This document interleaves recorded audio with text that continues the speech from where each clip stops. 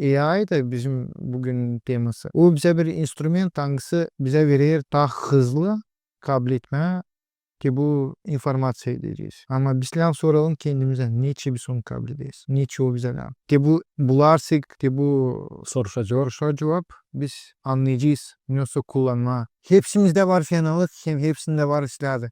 Ama insanın lazım bile savaştan o kullanma ki bu ne o bilir kullanma iyi işlerdi. Güzel. Dilem kabıtlama ne var bizim Bilgiler kavıtlı değil. bilgiler dil kabıtlı.